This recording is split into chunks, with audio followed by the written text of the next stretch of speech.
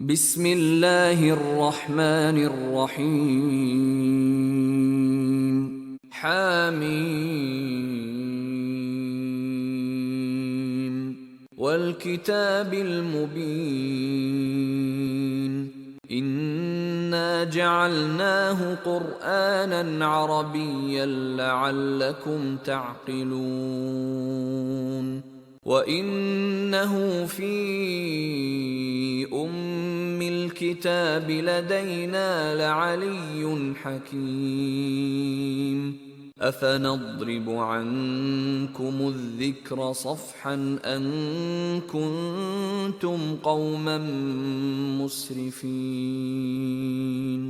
وكم أرسلنا من نبي في الأولين وما يأتيهم من نبي إلا كانوا به يستهزئون فأهلكنا أشد منهم بطشا ومضى مثل الأولين ولئن سألتهم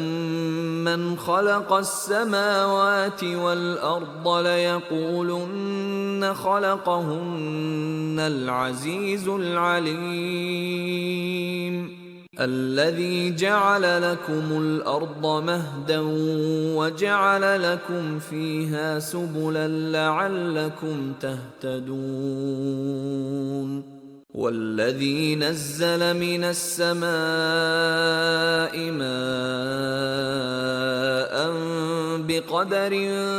فأنشرنا به بلدة ميتا كذلك تخرجون والذي خلق الأزواج كلها وجعل لكم من الفلك والأنعام ما تركبون لتستووا على ظهوره ثم تذكروا نعمة ربكم إذا استويتم عليه وتقولوا سبحان الذي سخر لنا هذا وما كنا له مقرنين وإنا إلى ربنا لمنقلبون وجعلوا له من عباده جزءا إن الإنسان لكفور مبين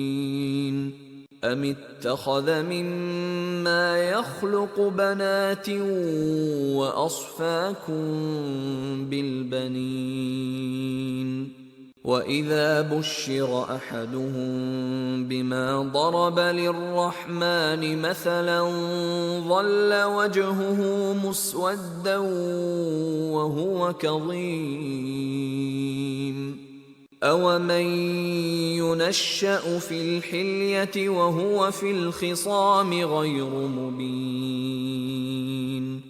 وجعلوا الملائكة الذين هم عباد الرحمن إناثا أشهدوا خلقهم ستكتب شهادتهم ويسألون وقالوا لو شاء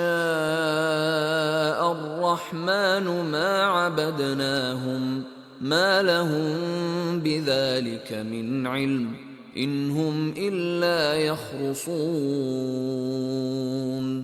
أم آتيناهم كتابا من قبله فهم به مستمسكون بل قالوا إنا وجدنا آباءنا على وإنا على آثارهم مهتدون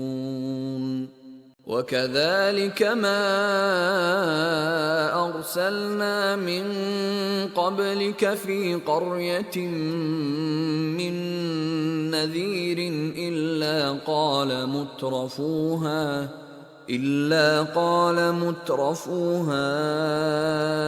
إنا وجدنا آباءنا على أمة وإنا على آثارهم مقتدون قال أولو جئتكم بأهدى مما وجدتم عليه آباءكم قالوا إنا بما أرسلتم به كافرون فانتقمنا منهم فانظر كيف كان عاقبة المكذبين